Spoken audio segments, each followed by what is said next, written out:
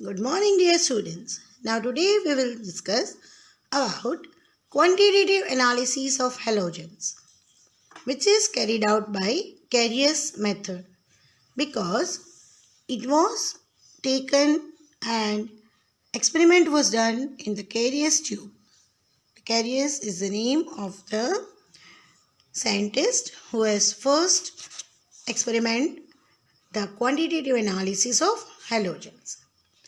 A non-mass of organic compound is heated. That means organic compound which is taken, it is weighed and its mass is first considered. So the known amount of the organic compound is heated with the fuming nitric acid, highly concentrated HNO3, right? In the presence of silver nitrate AgNO3 in a Carrier's tube in a furnace. So this is the Carrier's tube and this is the furnace where this capillary is sealed over here, and this is the fuming nitric acid AgNO3 and organic compound is present over here. Here carbon and hydrogen are oxidized to carbon dioxide and H2O. See, oxidation takes place. Carbon, addition of oxygen will take place. Hydrogen, addition of oxygen will take place. That means they are oxidized. And the halogen forms the silver halide. So when silver nitrate is used, silver of this salt, silver nitrate salt, silver will start reacting with the halogen which is present in the organic compound. And as I told, if organic compound is there, definitely carbon and hydrogen will be there. So that carbon and hydrogen will be oxidized by the O3, O2 and O. Then the halogen which is formed as a silver halide, maybe silver chloride, maybe silver bromide, maybe silver iodide, according to the halogen present in the compound. Then that silver halide is filtered, washed, dried and then weighed. Where for the calculation, mass of organic compound will be m gram, mass of silver halide, maybe any of the halogen which is formed, right? That will be m1 gram. Now we know that 1 mole of element or a compound contains 1 mole of respective elements in that compound. So here 1 mole of silver halide contains 1 mole halogen. Therefore, mass of the halogen in m1 gram of silver halide will be calculated as atomic mass of the halogen, whatever the halogen, if chlorine then 35.5, right? Multiplied by m1 gram, that is the silver halide which is formed, divided by the molecular mass of the compound. So atomic mass of the halogen as well as silver halide which is formed, that, and divided by the molecular mass of the compound. And percentage is similar atomic mass of the halogen into m1 gram, that is m1, that is a silver halide form, multiplied by 100 because percentage is to be calculated, divide by molecular mass of silver halide, and percentage in what? Percentage in the mass of the organic compound which is taken.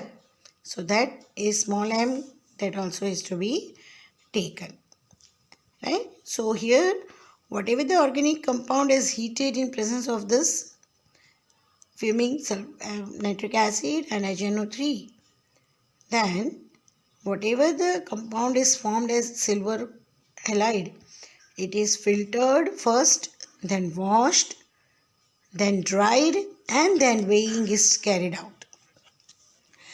Here is an example. In Carrier's method of estimation of halogen, 0.15 gram of an organic compound gave 0.12 gram silver bromide.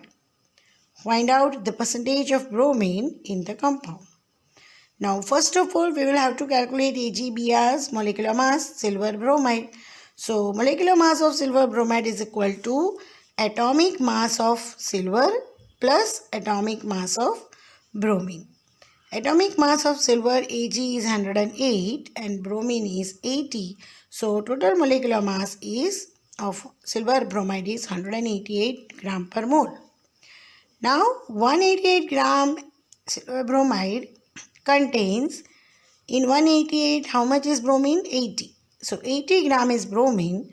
Therefore for given AgBr we are given only 0.12 gram. So for given 0.12 gram AgBr, what is the amount of bromine? So 80, 0.12 multiplied by 80 divided by 188. And they have asked us to calculate percentage. So percentage of bromine will be same as it is 80 into 0.12 upon 188 multiplied by 100 because basic number is 100 for percentage. Divide by what? Divide by the compound which we have taken, that is 0.15 gram. And the percentage bromine present in the given compound, that means in 0.15 gram, is 34.04%. Right? So this is how after detection the estimation of the respective compound is carried out. Now quantitative analysis of sulfur bicarious tube. So Carious only, furnace is carious, and in that the carious tube is taken, and now the estimation of sulfur is to be carried out. Here also a known mass of organic compound is heated in a carious tube with sodium peroxide, Na2O2 or fuming nitric acid, highly concentrated HNO3.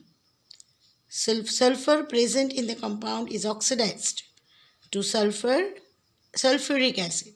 So if organic compound consists sulfur and that organic compound if reacted with Na2O2 or HNO3, then the sulfur present in organic compound will be oxidized. That means oxygen will be added to it and it will be converted to H2SO4 sulfuric acid. Sulfuric acid is precipitated.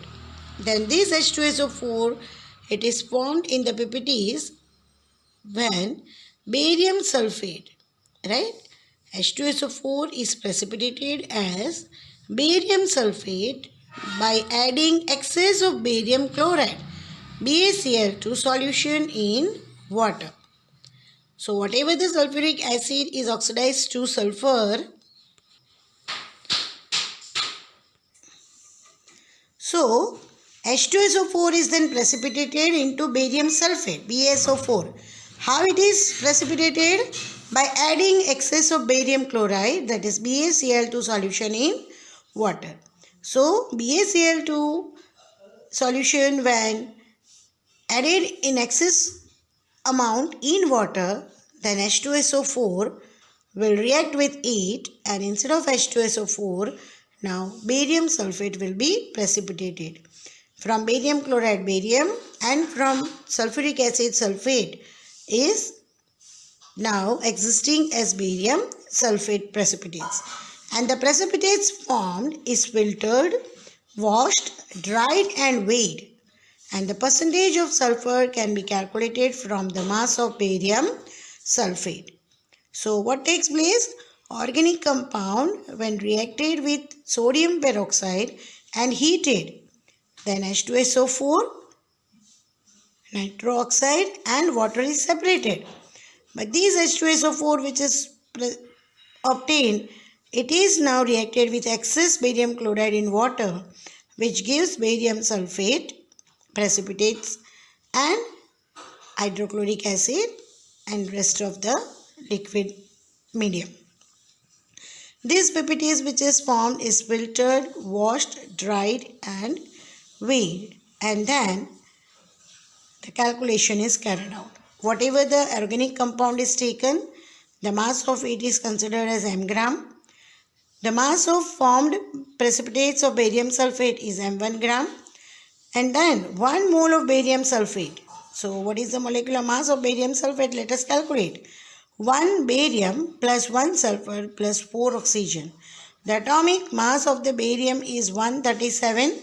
So into 1, so it will be same. Sulfur 32 plus into 1. So 2 plus 32 and oxygen 4. So 16 4s are 64. Altogether it is 233 gram per mole. And this 233 gram per mole, that is BaSO4. The molecular mass of BaSO4 is 233 gram per mole. How many sulfur is there? Only one sulfur. So 32 gram sulfur is there in 233 gram per mole barium sulfate. So we can say 233 gram per mole barium sulfate contains 32 gram sulfur. So M1 gram BaSO4 contains how much is there in given compound? Then it is 32 into M1 upon 233 gram sulfur, and percentage will be considered as 32 M1. M1 is the formed barium sulfate into 100 upon 233 into M, and M is the organic compound which is taken. See, let us see one example over here. It is also given in our textbook. In sulfur estimation, 0.157 gram of an organic compound gave 0.4813 gram of barium sulfate. What is the percentage of sulfur in the compound? So here molar mass of barium sulfate is, as we have calculated here, only 233 gram per mole, and 233 gram barium sulfate contains 32 gram sulfur. Therefore, what is the compound given to us? 0.4813 gram of barium sulfate. So 0.4813 gram barium sulfate will contain 0.4813 multiplied by 32 divided by 233. So the percentage of sulfur is 32 into 0.4813 upon 233 multiplied by 100 upon mass of the organic compound, and that is 0.157 gram, right? And on calculation we will get 42.10 percentage the amount of sulfur present in given 233 gram per mole barium sulfate. So this is how we can calculate the halogens as well as sulfur. And now how to calculate phosphorus and oxygen. Oxygen in one of the numerical day before yesterday I have given that after calculation carbon, hydrogen, and out of 100 when those percentages subtracted, we can easily get the remaining one or the leftover as an oxygen, right? And it can be calculated according to this only.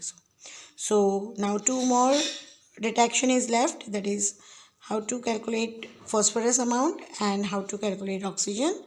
And then after our theory will finish and only half of the exercise is left. Otherwise, till 17 questions we have already finished, right? So go through it properly and try to practice by the time. Thank you.